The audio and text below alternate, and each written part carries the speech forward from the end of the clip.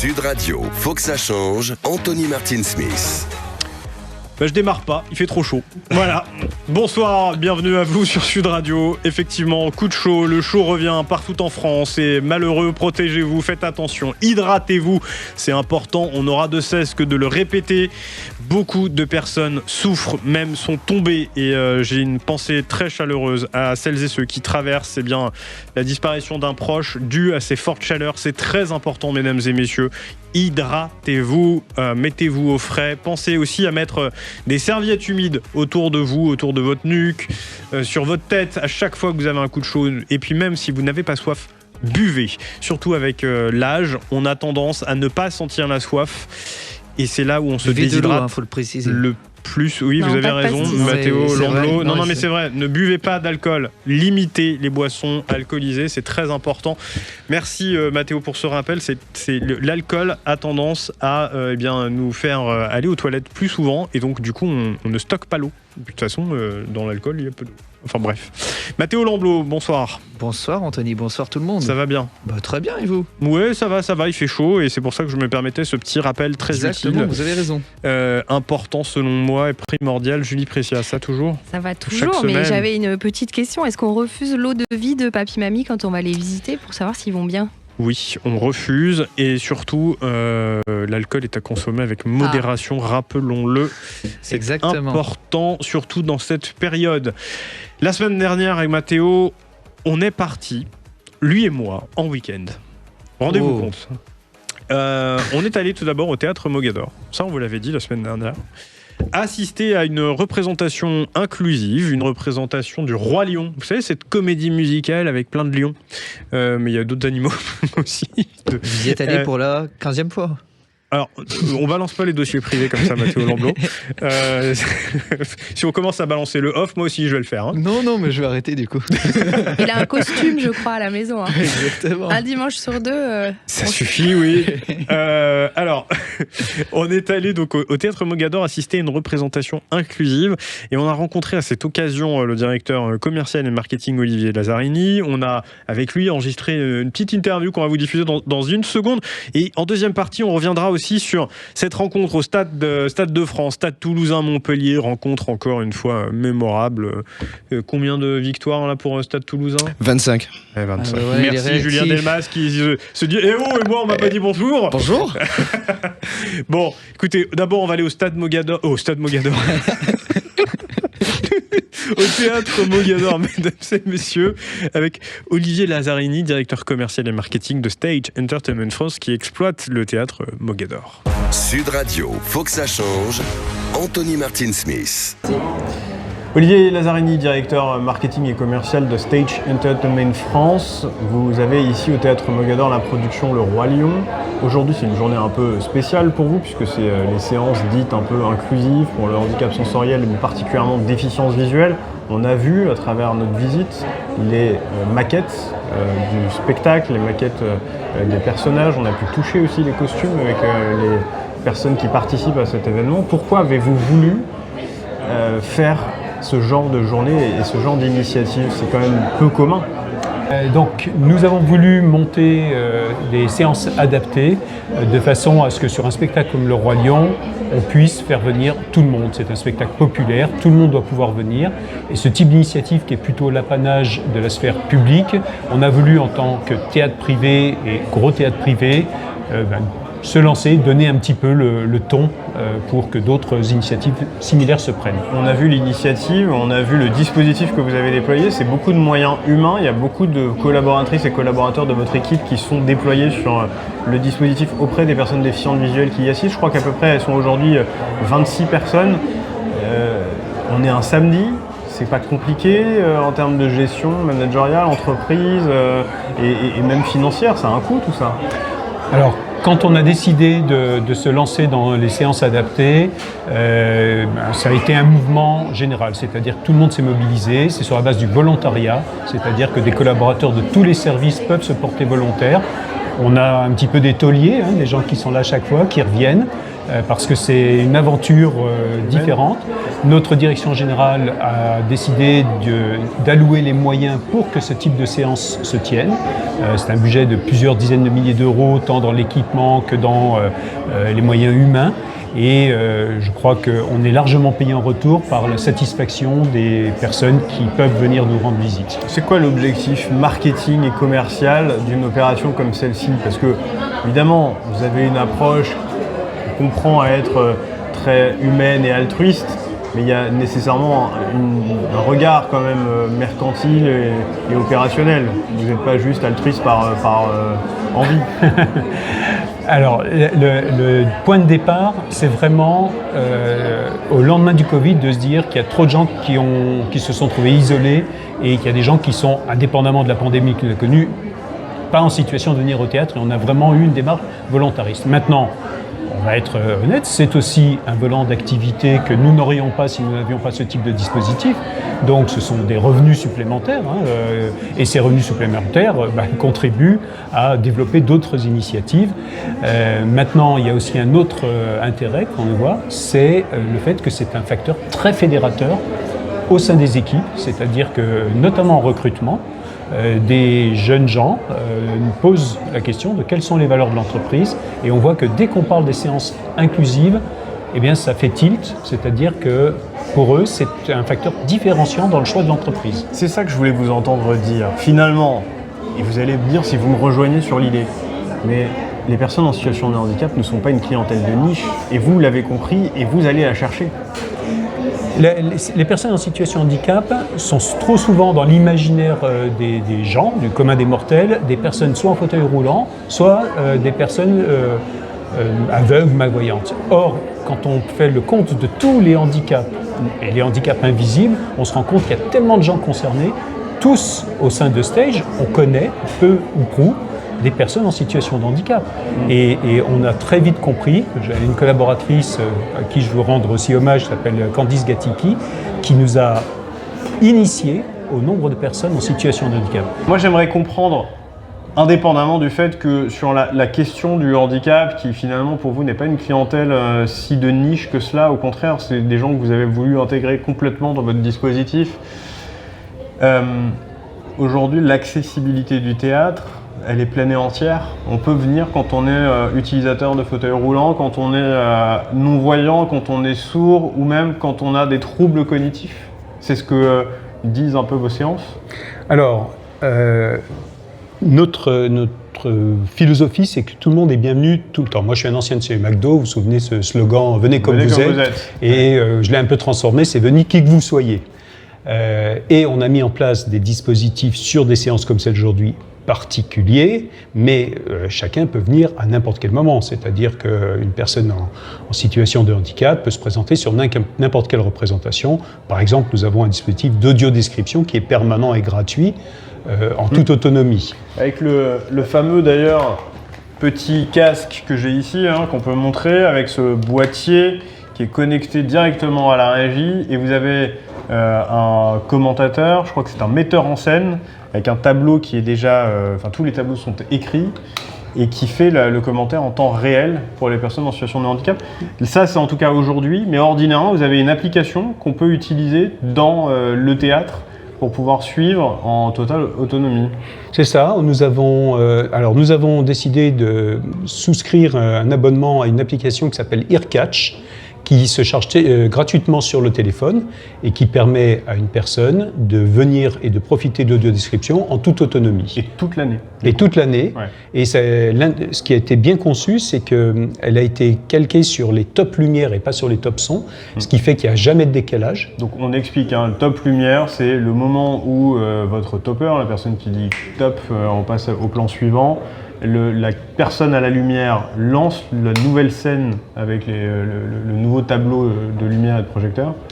Et c'est le fait d'enclencher cela qui déclenche le bon fichier son sur l'audio description. Exactement ça. C'est exactement ça. Donc ça permet de ne pas avoir de décalage par rapport aux paroles et par rapport au son sur les scènes.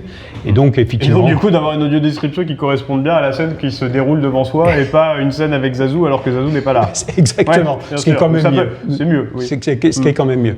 Voilà. Et puis par ailleurs, indépendamment de ces dispositifs, nos équipes sont formées régulièrement de façon à ce que si se présente quelqu'un en situation de trouble cognitif, qu'on ne soit pas surpris, malaisé, qu'on ne sache pas comment faire, c'est-à-dire qu'on forme nos équipes en disant, au cas où se présente quelqu'un dont on ne serait pas prévenu, mais qu'on ne se retrouve pas comme une poule face à un couteau et pas savoir comment faire. Il est vrai d'ailleurs que votre personnel est formé. Une de vos collaboratrices tout à l'heure, lorsqu'il a fallu qu'elle me prenne la main, m'a demandé si elle pouvait me toucher. Et ça, effectivement, c'est si singulier qu'il faut le souligner, puisque du coup, on voit qu'elle a été formée à la question. On a des formations régulières. On a Enora que vous connaissez, qui en plus Enora le Fustec, oui, qui rafraîchit régulièrement, qui est complètement investi de ce rôle et qui nous forme et qui nous rappelle les bons gestes, les bonnes paroles, qui nous détend aussi parce que c'est vrai que certains d'entre nous peuvent ressentir un stress non habitués à être confrontés et en fait dans la plupart des cas ça se passe très très bien. Ça va être quoi un peu les objectifs maintenant que vous avez plus ou moins coché les cases? Vous allez continuer d'inventer, d'innover, de disrupter le modèle de l'accueil des personnes en situation de handicap dans les théâtres? Alors, on teste actuellement une application qui s'appelle Handivisible, qui est un dispositif qui permet à la personne en situation de handicap invisible de se faire reconnaître et de pouvoir bénéficier d'un coupe-fil et de ne pas avoir à justifier qu'elle passe plus vite. Bon, pour le moment, on est vraiment en phase de test. Je crois qu'on a un effort de communication à faire. La prochaine étape pour nous, c'est justement d'arriver à communiquer sur le handicap invisible et de prévoir d'éventuels dispositifs. C'est ça. Aujourd'hui, on va dire que le handicap sensoriel, ça tourne. On est toujours perfectible, mais ça tourne. Le handicap cognitif, on a fait une saison complète, ça se passe bien aussi. Le handicap invisible, il y a tellement de variétés de handicap et tellement de choses à prévoir. Il faut qu'on se forme, il faut qu'on apprenne, il faut qu'on soit confronté à des situations pour voir ce que l'on peut faire de mieux. Mais vous diriez que c'est davantage votre personnel avec lequel il peut y avoir des problèmes sur le handicap invisible ou plus le public ? Je ne ferai pas de hiérarchie parce qu'effectivement on reçoit beaucoup de public. Sur la question de la priorité, j'ai surtout le sentiment que oui, il peut y avoir des personnels qui ne sont pas au courant, etc. Mais que principalement c'est le regard du public, des gens qui ne comprennent pas pourquoi vous leur passez devant.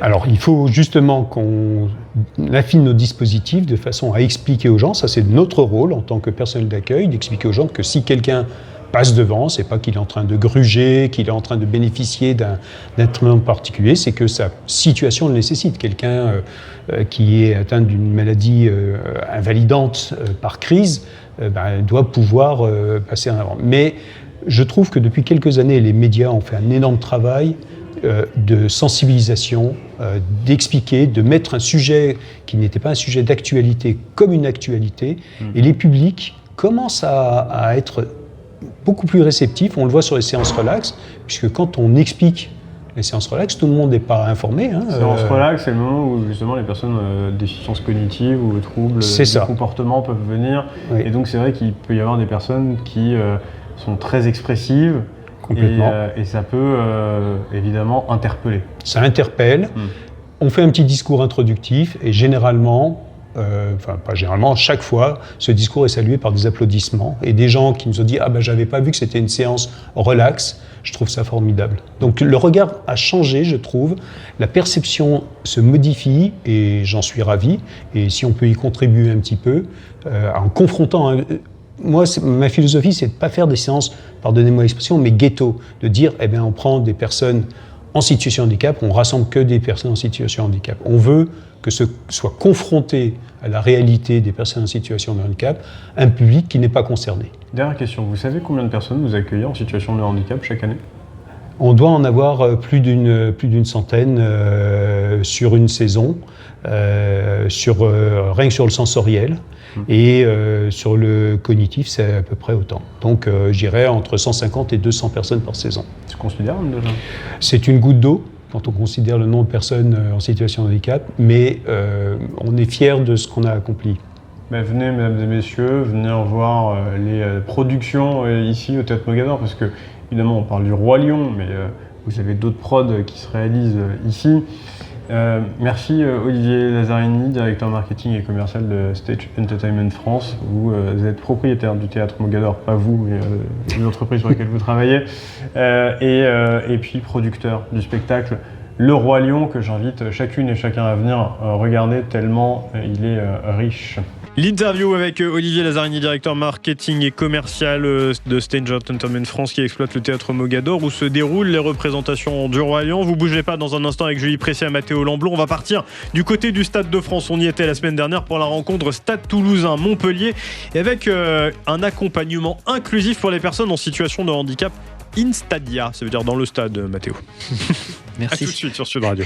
Sud Radio, faut que ça change. Anthony Martin-Smith. De retour sur l'antenne de Sud Radio avec mes amis, mes heureux amis, Mathéo Lamblot, Julie Pressia. Avec Mathéo, on est parti en week-end, lui et moi, la semaine dernière. On est allé au Stade de Mogador et au Théâtre de France, comme il dirait.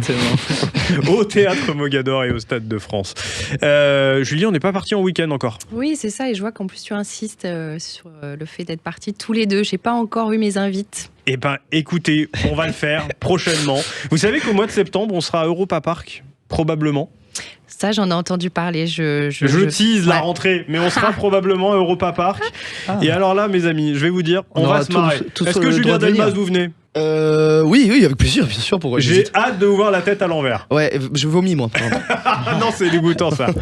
Alors, Mathéo, vous êtes, allé au Stade de France pour assister à cette rencontre. Stade Toulousain-Montpellier. Vous savez que sur Sud Radio, on est partenaire de ce genre d'événement, du Top 14. Et puis, nous l'avons retransmis en direct. C'était quel match, d'ailleurs, qui a été interrompu à un moment à cause de... Un petit orage. Un petit orage, oui. Mais, moi, j'avais quelle peur rencontre. quand même. Moi, j'avais peur des orages. Vous avez peur de tout, Mathéo. Vous avez même peur de moi. Exactement. Alors, Mathéo, vous avez suivi le dispositif proposé par la GMF pour accompagner les personnes en situation de handicap. Racontez-nous. Exactement, chers auditeurs. Je vais tout vous expliquer. Donc, la personne en situation de handicap franchit tout d'abord les portiques, comme tout le monde, mais ensuite elle se dirige vers un desk d'accueil où il y a... Un bureau. Comment ? Un bureau. Exactement, un desk bureau. égale bureau. Oui, exactement.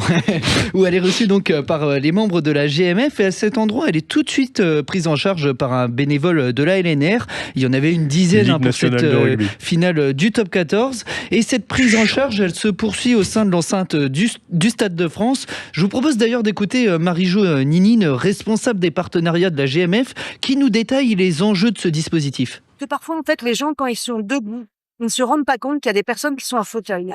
Donc, c'est bien aussi d'écarter les gens et de montrer, ça leur facilite, ils leur ouvrent la voie. Et il y a des connexions qui se font aussi entre les bénévoles et les personnes en situation de handicap. Les bénévoles sont assis aussi dans le stade, et après, ils viennent les voir à la mi-temps, et à la fin du match, ils viennent les aider à regagner la sortie et à leur faciliter l'accès. Parce que quand il y a beaucoup de monde, c'est quand même plus pratique quand on a quelqu'un qui vous guide, voilà, c'était la fin. et moi, l'été, ça nous réussit pas. Excusez-nous, mesdames et messieurs. Moi, ce qui m'a marqué, Anthony, c'est ce lien de confiance qu'il y avait entre les bénéficiaires et les bénévoles. Pour la petite anecdote, un monsieur me disait que c'était la 9e année qu'il bénéficiait de ce dispositif, et que sans celui-ci, il ne serait peut-être jamais retourné au stade, car ce dispositif a en quelque sorte un côté rassurant pour lui. Et moi, je me pose une question, Anthony. Oui, ce dispositif est remarquable, et c'est pour ça qu'on en parle aujourd'hui, mais pourquoi n'est-ce pas quelque chose qu'on devrait voir finalement dans tous les stades ? Vous me direz que oui, il y a toujours cette question de moyens qui peut peut-être freiner nos instances, nos dirigeants, mais il serait peut-être temps pour moi qu'on les mette véritablement ces moyens dans ces dispositifs d'accueil. Ça relève tout simplement du bon sens. Je sais pas ce que vous en pensez. Ah là, vous lancez un débat comme ça, là. Ouais, tout de suite. Vous savez que c'était pas la conduite. Non, mais ça me va très bien. Allons-y, débattons. Julie Pressia, on va débattre. Oui, alors on peut parler quand même des efforts qui ont été mis en place suite à Paris 2024. Avec en tout cas un travail conjoint entre la ville de Paris et Paris 2024 pour faire en sorte de respecter toutes les étapes du parcours spectateur, de la file prioritaire à la formation des agents de sécurité, à ce fameux desk ou comptoir ABC pour qu'une personne soit à hauteur, en tout cas. ABC, ça veut dire plus bas, c'est pas les 3 lettres de l'alphabet. Non, mais c'est bien ça. C'est juste pour que je fasse ce rire d'otarie spontané. Je te remercie, Anthony. Tu as découvert mon talon d'Achille. Mais en tout cas, voilà, on peut dire que quand même, en plus de la rénovation des infrastructures, on a vu quand même du progrès. Mais bon, Paris, c'est pas la France. Hein. Non, et puis Paris 2024, pardonnez-moi, vous parliez à l'instant des files d'attente prioritaires, des comptoirs ABC, etc. Les normes, elles étaient respectées, mais alors, pardon, les files d'attente prioritaires, pour avoir vécu les jeux, je les ai pas vus partout. J'ai même senti que par moments, il y avait clairement des gens qui comprenaient pas ce qu'ils devaient faire avec une personne en situation de handicap. On en revient à ce qu'on dit souvent, la formation et l'accompagnement, puisqu'il y a un turnover déjà des agents de sécurité. C'est pas leur bonne volonté. Oui, puis alors les agents de sécurité, quand vous arrivez avec un chien d'assistance, autant vous dire que là, pour la plupart, je veux pas faire de généralité, mais c'est un constat pour assister à beaucoup d'événements sportifs. C'est encore un travail du combattant. Et moi, j'ai même des personnes qui me disaient qu'on bénéficiait de ce dispositif GMF lors de la demi-finale, que malgré ce dispositif, il y avait encore des difficultés parce que le stade Vélodrome, au niveau de son architecture, c'est compliqué. Donc là, on a parlé de Paris, oui. Je pense mais regardez, pour répondre à votre question, parce que vous en avez posé une et pour l'instant, on n'y répond pas. Mais déjà, quand vous êtes aveugle, vous sortez du métro ou du RER. Alors, métro si vous êtes à Marseille, et RER si vous allez au Stade de France, peu importe. Il faut trouver l'endroit. Donc, ça veut dire qu'il faudrait mettre de l'humain déjà, dès la sortie, et qu'ils comprennent que vous avez un besoin, ou en tout cas qu'ils puissent s'identifier pour qu'on vienne vous dire, oui, je suis là, si vous avez besoin d'assistance, on est à cet endroit-là. Pour les jeux, c'est ce qui a été fait. Pour les jeux, effectivement, et c'est ce que j'ai régulièrement fait d'ailleurs, même à Londres, je l'ai vu, etc. Mais pour les grandes compétitions comme ça, moi je suis obligé d'y aller en taxi, sinon je me paume. Et puis, vous allez au Stade de France, c'est immense. Là, je crois que le rendez-vous, c'était une porte particulière. On vous dépose à la porte A, vous avez rendez-vous à la porte U, ça vous laisse quand même quasiment 20 portes à aller chercher, ou 19. Et en tout cas, c'est quand même très compliqué de trouver... il faut trouver la porte. Il faut trouver la porte, il faut savoir que vous êtes au bon endroit. C'est compliqué, il y a du monde pour circuler, etc. Maintenant, je vais répondre à votre question, Mathéo. Selon moi, oui, c'est à la charge de l'organisateur que de prendre ces dispositifs en charge. Mais on le voit bien. Là, c'est la LNR qui le fait avec une activation, alors on appelle ça une activation partenaire, c'est-à-dire que c'est un partenaire qui donne de l'argent à la Ligue nationale de rugby ou à l'organisateur et qui flèche et qui dit voilà, moi je veux bien vous donner de l'argent, mais je veux qu'il y ait des actions qui soient menées autour d'une thématique qui m'intéresse. Là, en l'occurrence, la GMF, c'est la question de l'accessibilité du stade. Moi, je peux vous parler de ce que a été fait à Roland-Garros, notamment avec Orange et l'audiodescription. L'audiodescription, c'est ce qui permet de suivre un match en temps réel. Mathéo Lamblot, d'ailleurs, vous êtes bien placé pour en parler puisque vous commentez les matchs de tennis à Roland-Garros en audio-description pour les personnes non-voyantes et malvoyantes.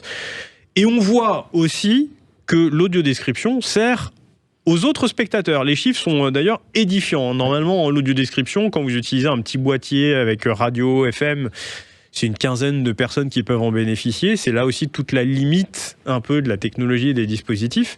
À Roland-Garros, vu qu'on passe par une autre technologie qui est plutôt orientée sur le web, là on attend des milliers de spectateurs qui profitent du service. Donc comme quoi la question de l'accessibilité, elle peut être aussi à un moment au service de tout un chacune et chacun pour avoir une expérience sportive augmentée. Quand vous mettez une rampe, on a tendance à prendre régulièrement cette analogie-là, Julie Pressia, vous aidez la personne en fauteuil, évidemment. Mais vous aidez aussi les personnes qui ont une poussette ou même une valise. Exactement, ou qui sont mal marchandes. Et tu parlais de la difficulté pour trouver le lieu, mais il y a aussi un point important, c'est comment on quitte le lieu en toute sécurité aussi, également. Bon, quand on entend cette musique, ça veut dire que Julien Delmas dit stop. Oui. Qu'il faut laisser la place à la suite sur Sud Radio. Julien Delmas, est-ce qu'on va continuer à vous voir? Oui, je crois qu'on est ensemble la semaine prochaine. Oui, affirmatif, monsieur. Eh bon, très bien. Je suis très content. Oh. Oui, lui au moins il me respecte. Moi, du respect au chef. Pas tout le monde dans ce studio, mais lui au moins il me respecte. On peut juste lancer un call to action. Un appel à agir. Oui. Rappelez que quand on organise des grands événements, on demande dans le mémoire technique à inclure un cahier des charges sur la réponse apportée aux personnes en situation de handicap pour qu'ils vivent la plus belle des expériences. Voilà, Mathéo, vous qui organisez votre festival dans les Ardennes, pensez aux personnes en situation de handicap. Bon, on y pense. Faites un cahier, c'est vrai? Oui. Menteur. Mais si. C'est vrai? Il y a un accès PMR, il y a une rampe, il y a tout ce qu'il faut. Incroyable. Bon, écoutez, rendez-vous est pris pour l'année prochaine. Au Festibus à Busancy. Très bien. Eh bien, écoutez, je suis ravi de le savoir. Dans les Ardennes, voilà. Allez, bonne soirée à vous sur Sud Radio. Merci Julien Delmas, merci Mathéo Lamblot et merci Julie Pressia. À la semaine prochaine.